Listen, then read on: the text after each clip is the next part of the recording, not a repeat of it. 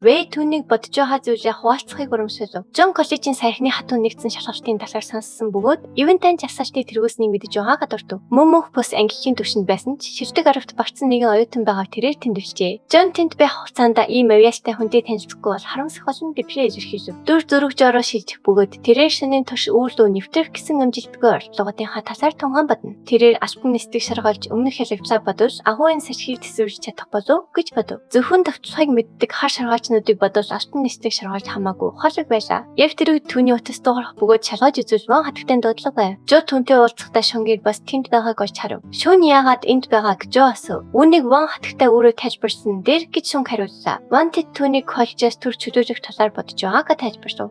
Жо үүний цаад утга учирыг лавлан асуулаа. Ван Кавинент коллежээс нэгэн солилцооны оюутан ирсэн гэдгийг илчлэв. Жог тухайн дуудсан бөгөөд дуудлага өгсөн тэрхүү оюутан бол Лиз ах байв. Жо Лиз гэж хин бэ гэж асуув. Лиз бол Жог алхахыг оролцсон ч оронд нь өөрөө хүнд бэрцсэн улаан өстэй бүсгүй гэж шин тайлбарсав. Жон, Лиз хоёр бол өв залхамжлаараа алталтай 6 баатар гэр бүлийн нэг болох Кэп. Гэр бүлээс гаралтай гэж Вон үргэлжлүүлэн хийв. Гэр бүлийнхээ бүрэн хүчийг өвөг заваагүй. Лизээс ялгаатай Жон Баатар би биш тэр аимшигт амьдралын хувь тавилан эзэмсэн тул барон бүс нотарт гигантын гих цаашийг авчээ. Жо хэрхэн шилдэг аравт багцныг Вон мэдгүй байсан ч Жон үнийг шалтгаан болгон түүнийг дуудсан гэдгийг дуртав. Жон Жог алхахыг оршдож дүүгийнхээ өшийг авахыг хүссэн болтой. Коллеж Жогийн чансаанд эргэлдэж байсан ч гэр бүлийн өмнө хүлээсэн мөргийнхээ олмоос цаашид мөрдөн шалгаагүй аж. Хэрэг Жогийн хүч коллежийн оргил түвшинг харуулж чадахгүй бол энэ сургуулийн нэр хүндийг гутаасан хэрэг болох байлаа. Тиймээс Жо гэр бүлийн хамгаалалтад үлдэх нь хамгийн зөв хөлбөр байв. Энэ хооронд хэдэн нөхөд Жоны хүрээлэн авч Жогийн талаарх сэжигч буй зүйлсээ хэлцгээе. Дараа нь тэд Жоныг өдрийн холонд өрөв. Яг тэр үед Жин ирж санамсаргүй мэд Жоны нүрдөө өшгөчихв. Жон энэ юу болж байгааг асуув. Жин түүнийг юу хэлэх гээд байгааг маш сайн мэдэж байгааг нь батхан хэлв. Жон үл ойлголцож гарсныг тайлбарч Жо түүнийг коллежийн шилдэгүүдийн жагсаалтад байсан тул түүнтэй хац толохыг хүснээ тодорхой болгов. Дараа нь Жин Жоноос өөртөө толтож зөвхлөх хэсгийг асуув. Жон хариуд нь Жин коллежийнхаа нэр хүндийг хамгаалахыг хичээж байна уу? Эсвэл Жог зах хүч чадлаггүй гэж үзэж байна уу? Хэмээн асуув. Тэрээр Жог шудраг бусаар эрдэнэс авах боломжийг ашигласан тул Жин түүнийг хамгаалахыг орчдож байна гэж буруутгав. Тэнд байсан бусад хүмүүс ч Жог буруутгаж Жоныг дэмжиж байгаагаа илэрхийлв. Жон Жинд хандан хэрэг Жолыг урдаагүй бол түүний ард нуутахгүй байсан гэж хэлв. Тэрээр 3 өдрийн дараа болох халт тулааныг тэсэн ядан хүлээж байлаа. Жо төхөж ирээд тулааныг шууд хийхийг санал болгов. Жин шинд хандан Жо яагаад ирснийг асуув. Тэнд байсан Монч бас Жо үргэлжлүүлэхээр шийдсэн тул хүлээж дүүрэн үзэхээ шийджээ. Бусад оюутнуудад үзүүлэхийн тулд халт тулааныг том дэлгэцээр дамжуулав. Энэхүү тулаан нь Жогийн коллежийн нэр хүндийг хамгаалахын төлөө тож бүгд гэрч чулхалтай гэж Жон тэмдэглэв. Тэрээр Жог үүнд дургуутсаж байгаа эсхийг асуув. Жо Жоны хүссэнээрээ хийж болно гэж хариулав. Шинэ үнийг бохир залмих биж үзсэн бол Фин Жог ялна гэдэгт итгэлтэй байв. Фин Жог дэмжихэр хоёр цавлгаан саваа биждэв. Жон Жод хандан үнийг тийм ч хэцүү болохгүй гэж хэлв. Хэрэг Жо түүний хамтрагч Тэжээвэр амтныг 10 минут тэсвэрлэж чадвал ялагчаар зарлагдах болно гэж тэр тайлбарсав. Жон Тэжээвэр амтнаа дуудсан бөгөөд Жо хариуд нь сорилтыг оронд 1 минут болгож өөрчлөв. Жон тэр хугацаанд Жог устгах чадна гэж бодон зөвшөөрөв. Жоны Тэжээвэр амтнд тотлохоор хөдлөхөд Жо тэрхүү 1 минутын дотор бүх зүйлийг дуусган гэж мэдэгдэв. Дараа нь тэрээр өөрийн хамтрагч амтнаа дуудлаа. Вон Жоны Тэжээвэр амтныг Камелатын ариун жадны хүчиг Баатар гэж үзв. Үүнийг бүрөөхий ширээний түүхэн хүчиг Баатар Замраг гэдэг байсан бөгөөд хүч чадлаараа алдартай тул Дамагт ангиллын хамгийн аимшигтай хамтрагч амттын нэг байжээ. Ариун жадны хүчиг Баатар Жөөрөө сэлмээрээ давталсан боловч Жогийн чөтгөрсөн генерал цавхлыг нь хааж хэлбэрхэн зайлуулав. Шин Жог хизээ юм хүчрэхэг Тэжээвэр амтныг номхотоод чадсныг гахан алмаарав. Чөтгөрсөн генерал бол жирийн нэгэн хамтрагч биш гэдгийг Жин харав. Ариун жадны хүчиг Баатарын давталгааг үр дүнтэй няцаасны Жон анзаарав. Хүчиг Баатар дахин нэг халдлага үйлдсэн боловч чөтгөрсөн генерал дахин хариу цэхэлдэг. Ийм хамгаалалттай байхад Жо хүчиг Баатарыг 1 минутын дотор ялж магадгүй гэж шин хэлв. Гэвч Жон ариун жадны хүчиг Баатар тийм чамархан унахгүй гэдэгт итгэж байсан бөгөөд Жог ингэж тис чадна гэж бодож байвал эндүүрч байна гэж үзв. Хүчиг Баатар бод нэрхэн хүчтэй дайрч хийхэд Жогийн чөтгөрсөн генерал түүнийг нь хамгаалалтын тарифт барьж авснаар Жоныг цочордоор болов. Дараа нь чөтгөрсөн генерал хүчиг Баатарын хүзүүнээс нь барьж аваад хүчтэй астрашнуудаар цахин хідэн хэсэг болгон буцав. Шин ихэд хөөрч Жоны гигантын гих цал нь хэтрүүлэг байсан байж магадгүй гэж тэмдэглэв. Жогийн үзүүлбэр хүлээж байсан эсээр байлаа гэж Фин хэлв. Чөтгөрсөн генерал амьдралын нэрч хүчний хоёр өөрмөс өөр чадварыг ашиглах чадвартай гэж ажиглав. Ариун гэсэн ханы бие бэлтрээ ашиглаж буй Жон Шогийн хүчийг хүлээн зөвшөөрч жинхэнэ халт тулаан хийхийг хүсв. Жо үргэлжлүүлэх шаардлагагүй гэж хариулв. Жон Кип гэр бүлийн нэр төрөөр дийнчин тавьж Ланселотын хүчийг үлсэн гэрдэг Тэсэлсэн хүлэг баатрын хамтрагч өндгийг санс босгов. Жо дөрмийн талаар савлав. Энэ нь маш энгийн бөгөөд Кейп гэр бүлийн өвлөгдөж ирсэн өвөрмөц ур чадвартай нүүр тулж түүний давталхаар даах явж гэж Жон тайлбарлав. Тулаан эхлэмэгч Жо ганцхан дайрт хийж Жоныг мөсөн дотор төгжөв. Шин Жоныг хожигдсныг зарлав. Жо Жоныг чөлөөлөхийн тулд мөсийг хагалж Тэсэлсэн хүлэг баатрын өндгийг авсан бөгөөд багш мөн бусдад Жоныг шалгахыг даалгав. Жо жинхэнэ чадвараа нөөж байсан болов гэж Жин гайхав. Өрөөндөө буцаж ирээд Жо Тэсэлсэн хүлэг баатрын өндгийг шалгаж түүний үзүүлэлтүүд ер бусын өндөр байгааг олж мэдэв. Уг хамтрагч амтан дөрвөн ур чадвартай. Бүх үзүүлэлт нь 10 эспес нь түүний чөтгөрсөн генералын хвтэ бараг ижил хүчрхэг болгож байгааг тэр тэмдэглэв. Тэсэлсэн хүлэг баатар ариун жадны хүлэг баатараас хамаагүй хүчтэй байгаад Жог ахав. Жон яагаад Тэсэлсэн хүлэг баатрыг өндөгнөөс нь гаргахгүй. Харин үүнийг дэнчин болгон ашигласныг тэр гайхав. Шин Тэсэлсэн хүлэг баатар Ланселотын бүрэн тайлбарыг уншаад энэ нь гол дүрийн хувь тавилан агуулж байгааг мэдэв. Ланселот өөрийн эзэн Ашкар хааны нандиндаг хатан Гүнивэрийг булаасан тул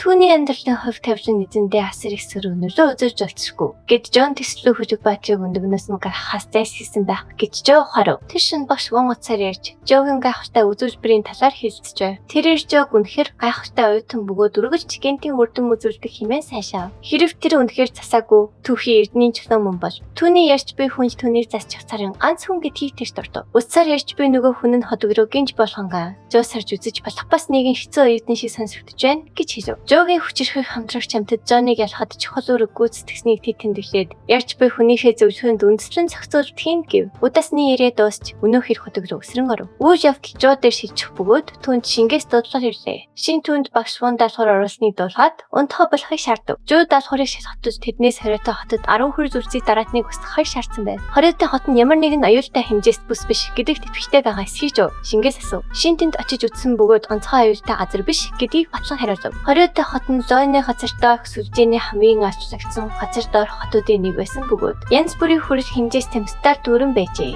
Одоогоор тэндээс авсан хамгийн дээд ангиллын хэмжээс тамтад нь Евдөө домогт ангиллах байв. Тэнд хамтрагчийн гэрээг тасалдаг нууцлаг хүч идэг тул түүний хиш хязгаартар ямар ч хэмжээст амтныг дуудахыг хориглодог учраас уг хотыг хориотой хот гэж нэрлсэн аж. Жо шин хоёр хориотой хотод ирэхдээ домогт ангиллын хүрэл үлзий дараатантай таарч түүний дайртаас тасалдаггүй болохоос өөр аргагүй төхөрөв. Тэдний хийсэн дайртуудын аль нь чамжигтай болохгүй байгааг шин анзаарав. Тэрээр эцэст нь цөхөж чадсан боловч араатан хамгаалалттай ашиглан түүнийг хурхад хөрөж байгааг мэдэв. Дараа нь Жо өөрийн одод зүсвэрч хотхоны ор хор тавчсан араатанд нөлөө үзүүлв. Шин Жог тэрхүү техникээ өргөжлүүлэн ашиглахыг шаардсан боловч Жо дайртууд бүх манайхаа аш хэдийн шавхсан гэдгээ хэлв. Цачирдсан шин Жо хоёр цааш тэтгв. Түр амрах зураа шин багш ваны мэдээлэлээр хүрэл үлжид дараатан юртийн нэгэн өсөж хүч байх ёстой байтал энэ нь барьнаасаа хөдөлдөггүй. Аврах там метаж блок болон хувирлаа гэж дуртав. Жо Дүнжаны тэндийг анзаараад түүний байршлыг олох нь тийм ч хэцүү биш гэж бодов. Шин Жог сонсч байсан эсхийг асуугаад ялангуяа хамтрагч амьтдаа ашиглаж чадахгүй. Түл энэ даалгавар нэлээд хэцүү санагдж байгааг онцлоо. Бүх тийжээр амьтдыг ашиглах боломжгүй биш гэж Жо үзв. Тэрээр дотогш нэвтрэгтэй хамтрагч амьтдтайгаа холбоог мэдрэхгүй байсан ч бан дарин. Тин хоёр үл хамаарах зүйл байсан бөгөөд тэднийг сонссоор байв. Шаардлагагүй асуудлаас зайлсхийхийн тулд Жо тэдний байгааг нууцарч хотын хязгаарлалтыг даахын зүйтэй гэж шийдэв. Араатан хүчтэй хамгаалалттай ч ялагдчихгүй биш бөгөөд маневр хийх боломж байгаа тул сул талыг нь олох боломжтой гэж Жо тайлбарлав. Буруу мэдээлэл хүлээн авсан ч хүрэл үзээд араатантай тэмцэх боломжтой хэвээр байна гэж шинэмж хэлв. Гэсэн ч хэрэг тэдний эгэж ангиллын ангийнхан алдаа гарахус энэ нь өгшин аюултай байж болох бай. Жо шинийг санаа зовох хэрэггүй гэж тайшруулаад хамлав. Бүх ангийнхнаа амжилтад хүрэх шийдэл болох үед Шон Жогийн сайхан сэтгэлийг шагшин мартав. Жо араатныг ялснаар үндэ шагналууд авна гэдгийг хэлээд гэртээ харсныхаа дараа үүнийг ханд туслахад ашиглаж болохыг дурдав. Жо янз бүрийн стратеги туршиж үдсэний эцэст өөрчлөсөн төлөвлөгөө гаргажээ. Тоглоонд төсөөтэй араатантай тулдж байхдаа тэрээр амтны хөдөлгөөн бүрд энерги шаардлагатдыг олж мэдэв. Түүнийг хөдөлгөхөд энерги биеийнх нь тодорхой хэсэг дурсан бөгнөрч бусад хэсэг нь төр зур солирдог байна. Эдгээр сул цэгүүд нь араатны үйл хөдлөлтөөс хамаарч өөрчлөгддгийг Жо ажиглажээ. Хөрөж үлзэт араатныг ялахын тулд Жо янз бүрийн хөдөлгөөнийх нь үеэрх сул цэгүүдийг тэмдэглэж мөнгөн төсний дайштад зориулсан наривчирсан стратеги бэлтгэх хэрэгтэй болов. Эцэст нь Жо Шон руу нэгэн файл илгээ. Шон дотор нь юу байгаа бол хэмээн гайхаж хацарчээ. Хэсэг хугацааны дараа Жог өндчихөд Шон залхаж зааврын дагуу хийснээ дуулсан. Жо түнд баяр хүрсэн бөгөөд Шон Жогийн нэрвчлсэн гарын орлогыг дагснаар том араатныг ганцаараа яаж чадна гэдгээ өргөжлүүлэн хэлв. Дараа нь тэр Жог хэрхэн ийм нарийн заавар бичсэнийг асуужээ. Жо сүүлийн хэдэн шин туйлдж унтлаа томшгүй болон хөвжбраар тоглож үзснээ тайлбарлав. Тэг Шон дүүнд хитрхийг санаа зовгүй байхыг зөвлөд. Мөнгөн төвшний дайштай дэрдөө их бэрхшээс татварч хөрс өчиг дараатныг аж чадна гэдгийг хэлв. Шон зөвшөөрч Жо ташиг олоохын тулд энэ мэдээллийг зархтан таслан гээ. Нэг нь охинтой ярилцж байхдаа тэр охин тэдний даасгаар ердөө 10 хөрс араатан асахсан тул заавар хэрэггүй гэж магадгүй сануулж мөнгөн төвшний хурж тоолооч үүнд тооцогдохыг хэлв. Тэд өөрсдийнх нь тэнцээдсэн амтан домогт төвшний хурл үзий тараатан биш байсныг ухаарав. Жо уцаа шалгаад өөрийнх нь болон Шоны даасгаар бусдынхаас өөр байгааг мэджээ. Шон үнийг хачин байна гэд Мэй Ван багш яагаад тэдэнд өөр даасгаар өгснийг гайхав. Ингэснээр түүний гарын авсахыг хинч хөдөлж авахгүй байх вэ гэж Жо санаа зовлоо. Хан ирж тэдний эссэн жижигэн тусгай эсвэртийн ангийнханд бас хурж үзий тараатныг асахтаасгаар өгсөн болохыг дуусгав. Хан өөрөө үүнийг огт бодоогүй байснаа хэлээд тэд хурж үзий тараатны хөдөлгөөн бүрийг маш нарийн шинжилсэнийг багтав. Энэхүү механизмыг тоглоомд чашгирч тусгаар байлаа. Тусгай эсвэртийн сөрөгчид даасгараа бижүүлэхийн тулд энэхүү зааврыг хөдөлж авах болов гэж Жо ханаас асуув. Хан тэднийг бараг авахгүй байх гэж хариулжээ. Тэрээр тусгай эсвэртийн сөрөгчид өөрсдийн чадвараараа бахархдаг. Тус бусдын зааврыг ашиглан тэднийг дутуудаг юм а гэдгийг харуулах болно гэж тайлбарлав. Шуан Жо хоёрыг хар бэлдэж Шуан гаргасан хүчин чармаашны талаар өнгөсөнд харамсаж байлаа. Жо үнийг биш твиш гэж үзэж байгаа хэлээд олсон мөнгөө Гуаны тоглоомд хөрөнгө оруулахар төлөвлөв. Хан тэдэнд твишээ дэрэгэн дуустал сонсхийг санаж болгов. Тусгай эсвэртийн сөрөгчид даасгарын тулд зааврыг авахгүй гэж болохоч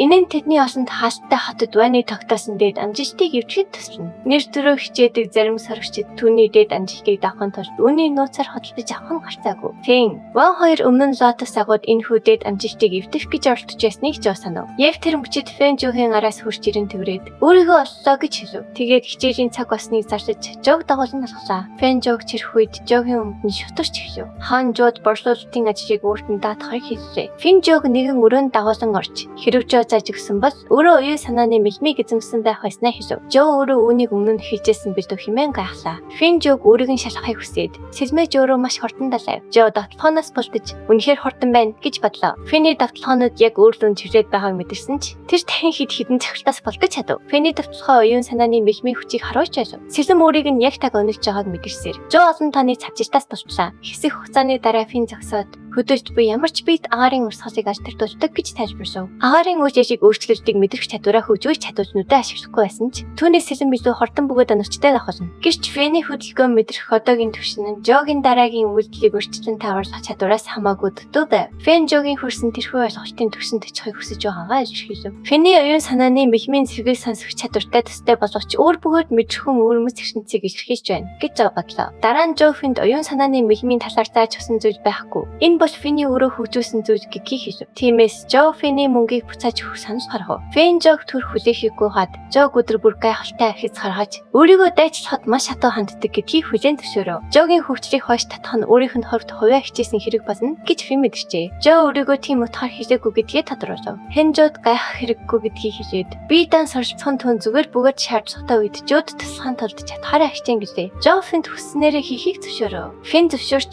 Жог дөргөцгүй бол түүний талаар илүү ихийг мэдэж хамт амьдрах хүсэлт програмаар байгаагаа хэлжээ. Тим нөхцөлд тоглоомоо хэрхэн тоглохоо бодож Жо тэнэрлэв. Тэрээр Фэнд энэ нь бүр амь насанд нь аюултай байж болцсоггүйг анхааруулав. Сэтгэл нь хөдөлсөн Фэн тасгалжуулагч нууцаар маш хатуу. Ширүүн бэлтгэл хийж байгааг хичээлжээ. Сайн гэртээ харж антилопод ногоо бас хөдөлтөж авснаа хэлээд гал тоогоор чиглэв. Антилоп Жогийн зөөгөн барьсан зургуудыг харж явахдаа Жогийн аавын нэрийг дуртав. Хин нэгэн аавынх нь нэрийг хэлхийг сонсоод Жо гайхаж яагаад ингэснийг бодлоо. Дараа нь Жо шаргуульчны агуун гүндих дүнжин луу нэвтэрч алтан нисдэг шаргуульчтай тулшдав. Мөнгөн далавчид нисдэг шаргуульч түүний хурдыг гүйцэхэд хэцүү гэдгийг тэр мэдэж байлаа. Алтан нисдэг шаргуульч түүнийг цохиж унагсан бөгөөд дараа нь читгэрсэн генерал алтан нисдэг шаргуульч руу тавтлаа. Жо хүчээ дахин зузаат тахын тулд төр хугацаа өсөв. Жо алтан зүгийн бал руу дахин ороход алтан нисдэг шаргуульч түүний араас дагав. Эпик түвшний амтнаас хүрээж ясан жилэн тэдний чадварын зөрүү асар их байна гэж тэр бодов. Жо алтан нисдэг шаргуульч руу тавтлахын тулд гадаж жимсний дагныг ашигласан боловч тэрээр тавтлахоноос болтож чаджээ. Жо юу болоод байгааг мөн шаргуульч яагаад буцаад ирснийг гайхав. Гаран тэр алтан нисдэг шаргуульч нэгэн өндөгний гэрийг хамгааж байгааг харжээ. Шийдэмгий Жо зүгийн басанд бие дүрснээр түүний амьдралын хүч үлэмж нэмэрдэв. Хэсэг хугацааны дараа алтан нисдэг шаргуульч түүнлөө дахин тавтлах үед Жо тоглоомоо унтраалаа. Шаргуульч түүнийг хөөхөөс илүү өндөгний гэрээ хамгаалахыг илүүд үзэж байгааг тэр мэдэв. Тэрээр эцэст нь шаргаалчны зөвгийн бажиг хурах харах байшлыг олж мэджээ. Дараа нь шөнө төндөө залхаж дараа өдөр нь хаалттай хотын даалгавраа эхлүүлэхийг санал болгов. Жозеф шүрээд заавраа бэлэн болох хэрэгтэй бөгөөд дуусах хугацаанд хүж байгааг гэмтвэв. Шаа нэгцийнхээ клубтэй хамтран энэхүү даалгавар болон бусад үйл ажиллагаанд оролцсон гэж амснаа дурдв. Тэд клубийнхээ үйл ажиллагааг хаалттай хотын даалгавартай нэгтгэхээр төлөвлөжсэн тул шүүнжүүд хоёуланг нь амжирч чадна гэж итгүүлв. Жо энэ төлөвлөгөөг зөвшөөрсөн бөгөөд тэр үед Шиваны хичирч түүнийг Шиваны гэж дуудлаа. Шиваны чиж тэрхүү хачирдууд хаа болохгүй. Тэрээр үйл ажиллагаанд нэгдэх хүсэлтэй хүмүүсээс олон тооны өрөвдөд хүлээн авснаа хэлээд арга хэмжээ хүлээгдэж байснаас илүү хүч хөдөлгөөнтэй болох шинжтэйг дуусгав. Маргааш нь Жог ирэхэд маш их хүн цугласан байлаа. Нэг нь Эрвэг яагаад клубын үйл ажиллагаанд ирснийг гайхаж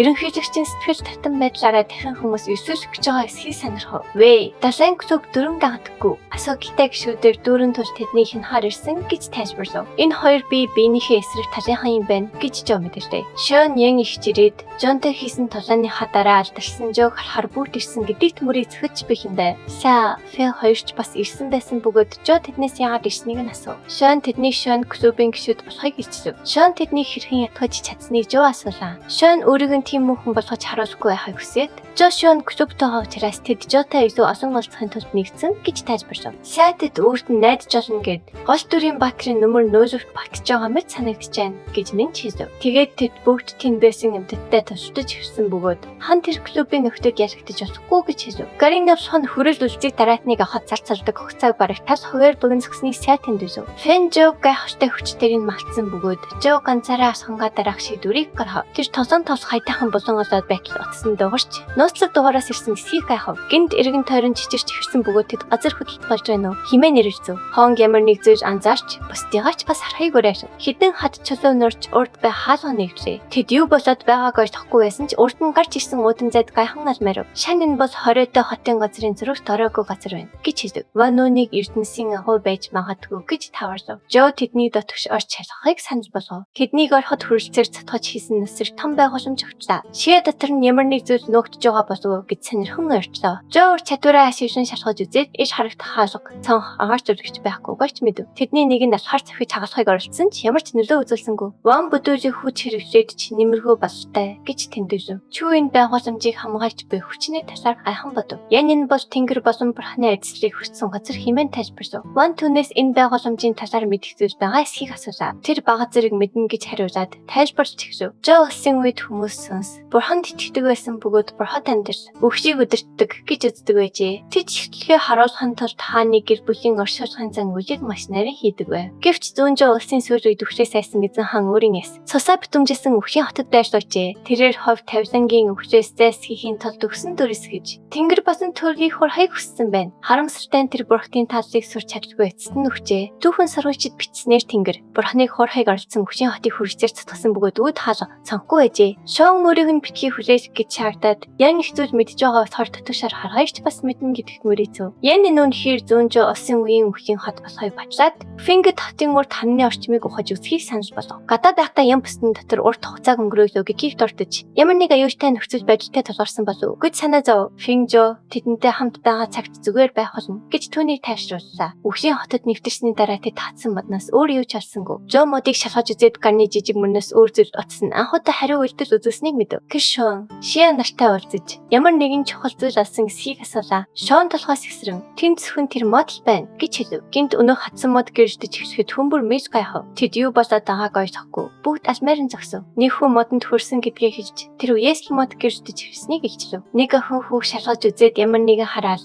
зөвхөж эсвэл ер бүсийн зүйл илрээгүй гэж хэлв. Тэр зүгээр л модны хорц гэржд цачирсан байлаа. Шин ямар ч ер бүсийн зүйл болоогүй батлаад түрүү мод яагаад гэрждэж ирснийг гайхав. Жооч бас юу ч мэдэхгүй байлаа. Шиа үүнийг сонирхолтой гэж үзээд модонд хүрэхээ шийджээ. Гэтэл түүнийг гайхшруулж мод улаангөр гэрчдэв. Шон шарууд хөхөж очиад биеийн зүгээр үү гэж асуулаа. Шиа өнгө өөрчлөгдснөөс өөр зүйл анзаарагдаагүй гэж хариулав. Жон модонд хийн хүрч байгаагаа шалтгаалж өнгө нь өөрчлөгддөг гэж магадгүй гэж тааварлав. Тэр цаашид модонд хүрэхгүй байхан дээр гэж зөвлөв. Шон модонд хүрэхэд алтан шархал өнгөөр гэрчдэв. Сонирхсан бусад хүмүүс ямар өнгө харахыг харахаар хүрээд үсхийг хүсв. Жо цэцрон модны тухай дэжгэрэнгүй мэдээлэл татвцаар байгааг анзаарлаа. Гэртээ харахад нь түүнийг удаан хугацаагаар эзгүүдсэн ч татвч дуусаагүй үргэлжлээ бай. Мөн мэдээлэл татвагдж явахад утсан хүний мэдрэгч тариа өгөхгүй байлаа. Тэрээр татвар дуустал хүлээх хэрэгтэй гэж таварсан. Тэр утсаа өргөжлүүлэн мэдээлэл татахыг нь зөвшөөрөөд иш дундхаа шийджээ. Дүр зураг зам болон тэнцүү шийджэв. Зан нэрүүн газрын нэрхийн төлөөх өбөө тулааны тушаал санаа зовнож Жо концертаа явах үе гэхээс айж байгаагаа илэрхийлв. Тэр тинээс Жотой хамт чинийг явуулахыг хүсв. Гэвч Жогийн утас руу татагдж буй тэрхүү нууцлаг мэдээлэл дуусах үед түүнийг ямар аимшигт өнөө хүлээж байгаагаас шинэ үнэхээр Жог хамгаалж чадах уу? Эсвэл ариун газрын төлөөх тулаан тэдний төсөөснөөс ч илүү аюултай юу? Дараагийн хэсгийг бастаас түргэж хамгийн ихэнд үзхийг хүсвэл дэлгэцэн дэх төрийн банкны данслуу 5,000 төгрөгийн хандив хийгээрэй. Тэгвэл дараагийн хэсгийг тань нэн даруйгаар хаж өгье. Таалагдсан бол лайк дарж сувглаа маань заавал бүртгүүлээрэй.